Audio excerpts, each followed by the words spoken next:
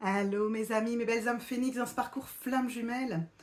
Aujourd'hui, j'ai envie d'aborder une problématique qu'on rencontre tous.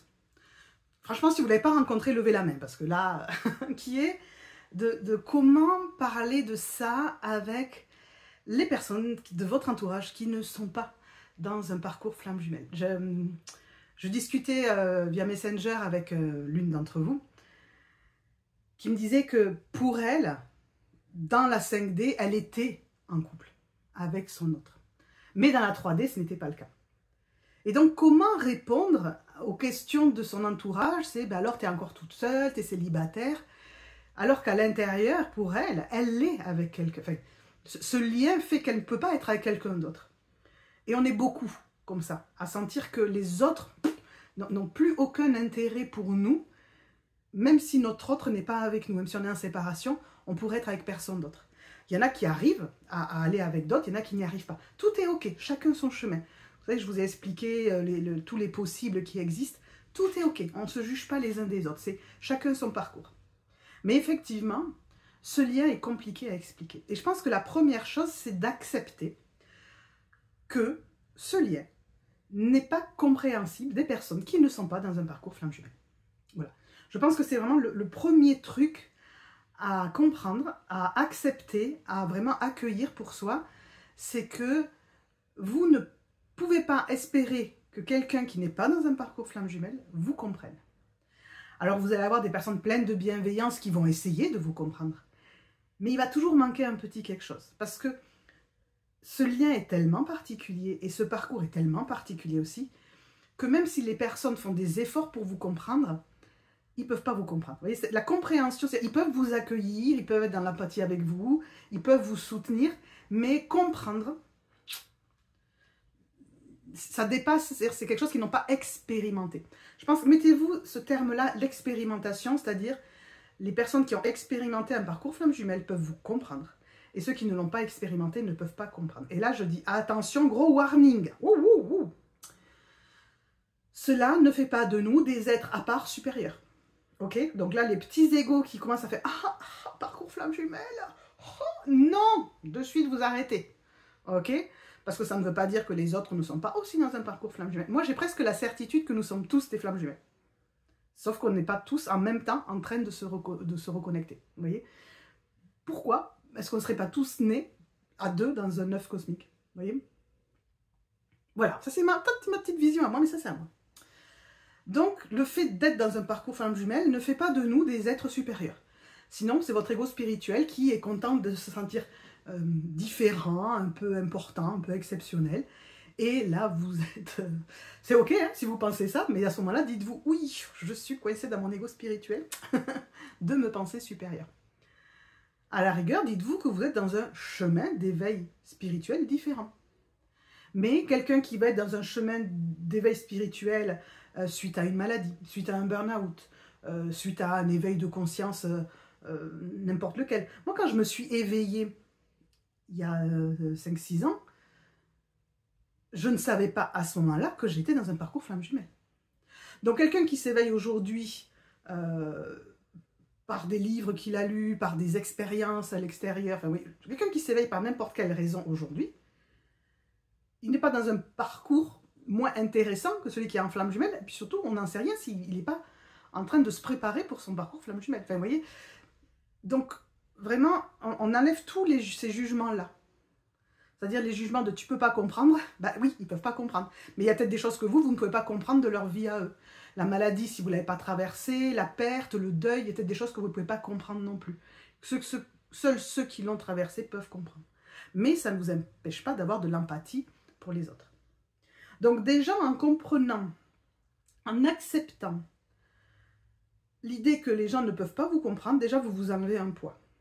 Arrêtez d'essayer de tout expliquer à des gens qui, c'est pas contre vous, ils ne peuvent pas vous comprendre. D'accord?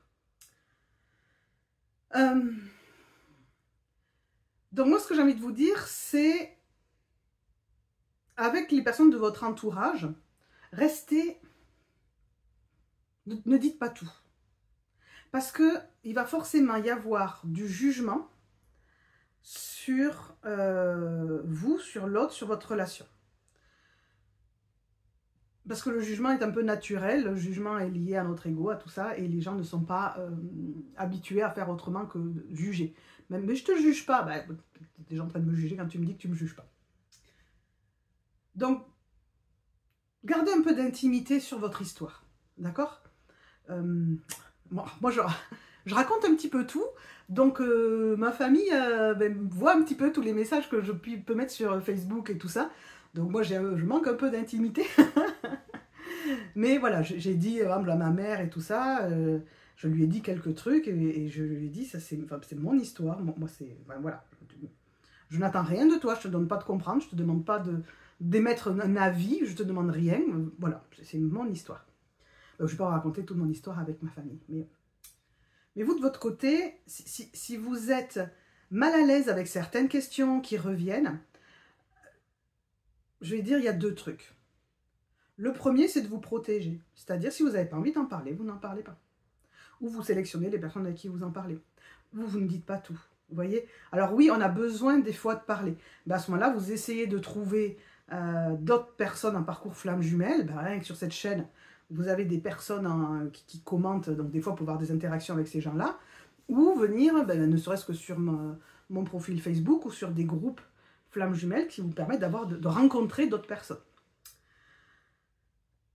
Ou de trouver une thérapeute avec qui vous allez vraiment pouvoir en parler et vraiment être compris. Moi, je sais que j'ai des personnes qui prennent des consultations avec moi de temps en temps, qui ne sont pas vraiment dans un processus de travail thérapeutique avec moi, mais qui est plus, toi, comme je sais que toi, tu vas me comprendre, j'ai besoin de toi pour déposer certaines choses et pour m'aider à y voir plus clair. Et mon petit chat est d'accord. Donc des fois, dans les consultations, les personnes, elles ont juste besoin de ça. D'avoir quelqu'un qui va les comprendre, qui ne va pas les juger, avec qui ils vont pouvoir clarifier certaines choses qui se passent dans leur vie. Donc ça, c'est important. Donc trouvez des personnes avec qui vous allez pouvoir en parler. Ça va vous aider. Ensuite, tout est expérience. Donc si vous avez dans votre vie des gens, ça revient toujours sur le tapis, t'es encore célibataire et le temps passe et machin, mais celui-là, il n'est pas pour toi, enfin, blablabla, enfin, tout ce que vous pouvez entendre. Si ça vous dérange, c'est qu'il y a quelque chose pour vous à travailler là-dedans. Donc, allez creuser, qu'est-ce qui me dérange là-dedans? Qu'est-ce que je n'ai pas... comment je me sens par rapport au regard des autres? Comment je me sens par rapport au jugement des autres? Est-ce que j'arrive à réellement assumer, même si à l'intérieur de moi, je suis OK avec ce parcours flamme jumelle, est-ce que je l'assume réellement? Est-ce que j'assume totalement le choix que je fais? Et c'est OK de dire, ben non, c'est compliqué. Eh bien oui, rien que d'accepter ça, vous êtes en train de travailler. Donc, si vraiment il y a quelque chose de répétitif là-dedans, qui revient régulièrement de l'extérieur, c'est comme un effet miroir. Ça vous reflète des choses à l'intérieur que peut-être vous ne voulez pas voir. Hop. Oui, salut. Bonjour. et donc, d'aller profiter de ce que la vie vous envoie pour faire un travail. C'est-à-dire cette répétition. Moi, par exemple, j'ai un truc qui se répète, entre guillemets, c'est qu'à chaque fois, dernièrement, à chaque fois qu'il y a un petit moment un petit peu compliqué avec mon jumeau, j'ai un de mes plans cul d'avant qui repop dans mes DM, qui réapparaît. Alors, je ne les ai pas forcément bloqués, et là, je commence à en bloquer certains, mais c'est rigolo de voir comme la vie me dit « Ah, tu veux une porte de sortie? Tu veux aller voir ailleurs ?» Ben non, vous voyez? Et c'est comme... c'est comme un test. Donc à chaque fois que vous avez quelque chose qui se répète comme ça, donc peut-être des gens qui vous disent « Ah ben t'es encore en train de penser à lui, mais t'arrives pas à tourner la page » ou des choses comme ça, c'est un test, vous voyez? Et le test, c'est non pas juste d'y répondre en disant « Non, je fais ce que je veux » et tout ça, c'est d'aller voir pourquoi ce test revient. Qu'est-ce que ça vient tester en moi? Donc moi, par exemple, avec mes petits plans cul là qui pop, ça vient aussi me dire, est-ce que tu es vraiment sûr de toi? D'aller vérifier en moi, voilà, quand il fait des choses qui m'agacent un petit peu, là, parce qu'il fait 2 pas en avant et 3 ou 4 pas en arrière. En ce moment, il est en train de faire des pas en arrière. Non, il est dans sa petite grotte. Ça va trop vite. Ça va trop vite. Ah, mais oui, mais ces renards, oui, leur rythme à eux, il faut les laisser avancer à leur rythme. Ils ont besoin de ces temps-là. Mais quand ils font ces temps-là, malgré tout, en moi, c'est... parce que c'est pas le même rythme le mien. Et dans ces moments-là, ah ben là, tiens, pour le coup, j'en ai pas qui ont repopé. C'est rigolo. Mais de dire, ok, je vois ce que la vie me présente, qu'est-ce que j'en fais? Mais peut-être que là, j'en ai pas qui a repopé parce que justement, je suis totalement ok maintenant avec... non, je sais que c'est... Enfin, non, je sais, c'est lui. Enfin, c'est même pas je sais, c'est lui. Oui. Et oui, s'il lui faut un petit peu plus de temps qu'il m'en faut un mois pour faire les pas en avant, s'il a besoin de faire 3 pas en avant, et c'est même plus des pas en arrière qu'il fait maintenant, c'est 3 pas en avant et je m'arrête. Je respire. Je refais des pas en avant et je m'arrête. C'est même, il recule même plus maintenant. Il fait ta pause. Waouh, ça va un peu vite là. On a fait beaucoup de trucs. Là, on a passé carrément tout le mois de décembre chez moi, et avec son fils aussi, et Noël, et le premier de l'an. Enfin, voilà, on a passé presque un mois ensemble. Et là, il a fait pause. Là, il faut que je remette tout ça en ordre à l'intérieur de moi. Ça fait beaucoup. Donc voilà, c'est même plus des marches arrière. Je m'égare, mais je sais que vous aimez bien quand je parle de mes histoires, vous me le dites souvent. Donc vous voyez ces problématiques avec votre entourage comme des opportunités de guérison pour vous. C'est pas eux qui sont chiants. Vous voyez, c'est pas « ouais, non, mais ils sont toujours chiants de me demander les trucs et tout ». Si ça revient tout le temps, c'est que ça parle de vous. Sinon, ça ne reviendrait pas. Si c'était totalement aligné pour vous, plus de problèmes et tout, soit ça ne reviendrait pas, soit ça ne vous dérangerait pas. Si ça vous dérange, si ça vous agace, si ça vous... j'en ai marre et compagnie, c'est qu'il y a encore un truc pour vous à aller piger là-dedans, j'ai envie de dire. Voilà ce que j'avais envie de vous dire là-dessus. Il y a aussi un truc là, depuis tout à l'heure qui me fait toc-toc, là, qui est le fait que les gens vont potentiellement juger la relation comme toxique. Alors là, j'ai envie de mettre une grosse parenthèse. Méfiez-vous de ne pas être clairement dans une relation toxique. Parce que c'est facile d'essayer de caser une relation qui ne fonctionne pas dans un parcours flamme jumelle difficile. Vous voyez? C'est pour ça que j'ai créé cette masterclass pour faire la différence entre ce lien karmique et le lien flamme jumelle. Parce qu'il se peut aussi que vous ayez confondu, c'est ok, ça arrive, à vouloir... Vous savez, aujourd'hui, on a tous... Je crois qu'on a tous eu des enfances compliquées, affectivement, émotionnellement, parce qu'on avait des parents qui n'étaient pas équipés pour accueillir les émotions, parce qu'eux-mêmes ne l'avaient pas été. Mais il y a quelque chose qui craque, que nos parents sont peut-être plus costauds là-dedans, et nous, on craque un peu, et donc on développe beaucoup de dépendance affective.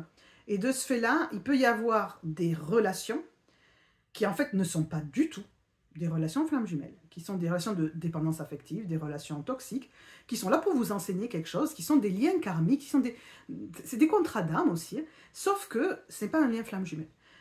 Et il se peut aussi que si vraiment votre entourage insiste lourdement sur le fait que peut-être votre relation n'est pas saine, qu'il se peut qu'elle ne soit pas saine. Ça ne veut pas dire que vous n'avez pas quelqu'un d'autre à rencontrer dans ce lien flamme jumelle. Vous voyez, il y en a plein, on en entend plein des histoires de gens qui au bout de 5 ans se sont dit « je me suis planté ». C'était pas lui, ma flamme jumelle, c'était un autre. Et lui, c'était toxique. Vous voyez, c'était... Ouais, je me suis trompée, quoi. Donc, c'est pour ça que j'ai fait cette masterclass. Elle est disponible, le lien que vous avez en dessous, là, vous pouvez voir un petit peu tous les... Vous allez sur la boutique et vous allez voir un petit peu tous les trucs. Et donc, si vraiment c'est quelque chose qui revient régulièrement, peut-être qu'il faudrait que vous alliez vérifier. Et le truc, des fois, qui me dit aussi, c'est que c'est peut-être vous la personne toxique de l'autre. Ça, c'est pas agréable à entendre. En vous accrochant à quelqu'un, en étant persuadé que l'autre est votre flamme jumelle et compagnie, c'est peut-être vous qui vous accrochez à une relation et qui la rendez toxique pour l'autre. Donc, il faut vraiment vérifier,